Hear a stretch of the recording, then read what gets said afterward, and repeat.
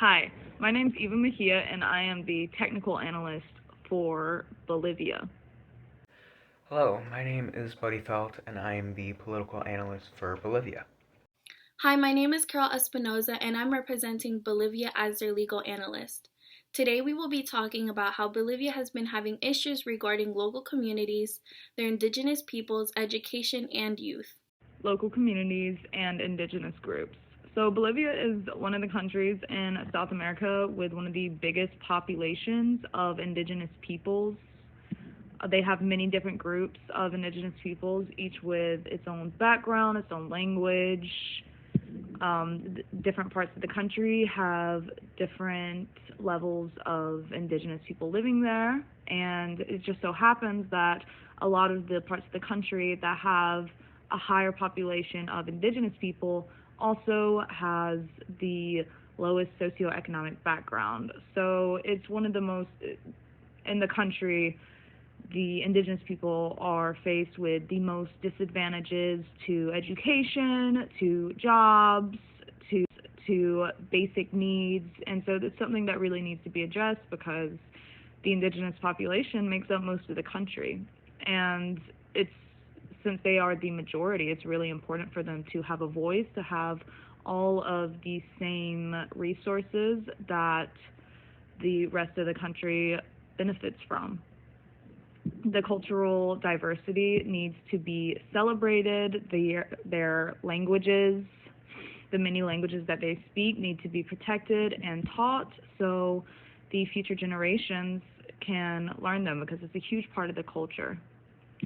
So, in order to make sure the local communities, indigenous groups are heard and their resources are met, there needs to be a lot of outsourcing from the government to make sure that the country in general is educated on how important these cultures are and all about the history and make sure that they are respected.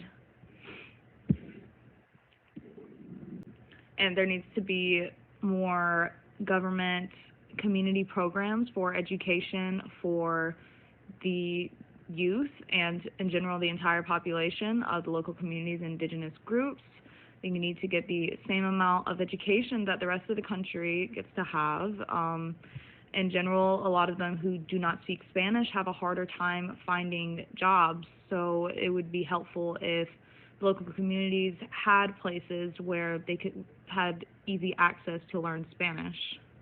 Since Bolivia's colonization, policies regarding indigenous people have focused more on integrating and assimilating indigenous people into Bolivia's Western culture as opposed to actually recognizing the already existing organizational structures of the indigenous people.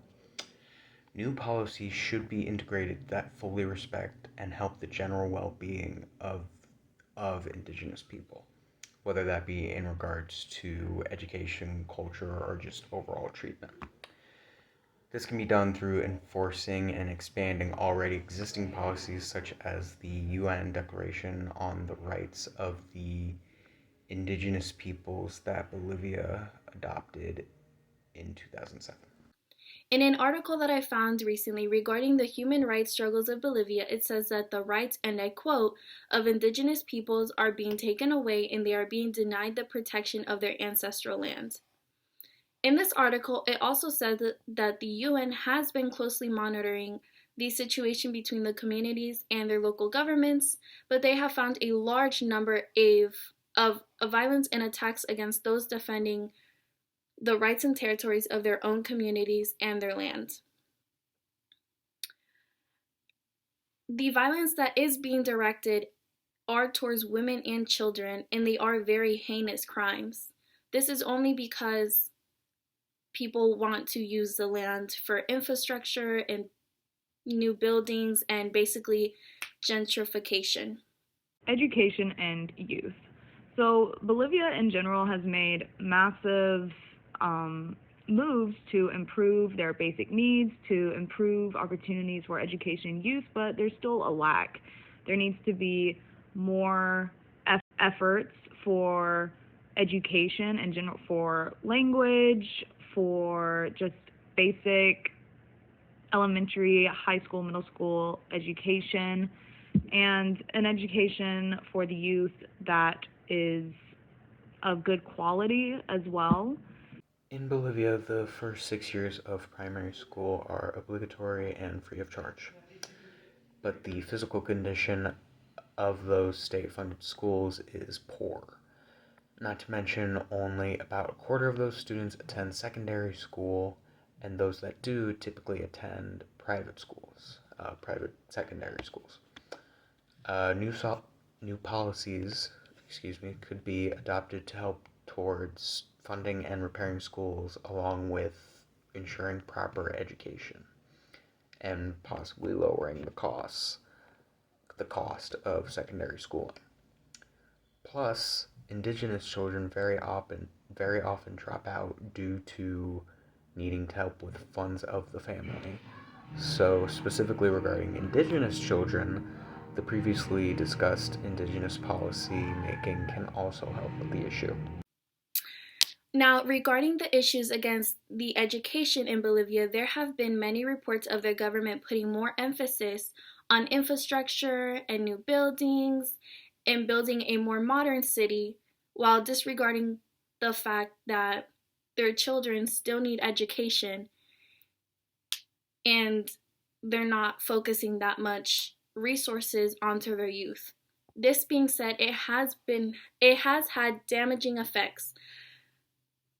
I did read an article about the Borgen project, and this project estimates that 1 in 7 children in Bolivia have not completed primary school, and if they do not continue on to go to secondary school. The Borgen project also says that over 1 million Bolivians over the age of 15 are illiterate. This is very heartbreaking.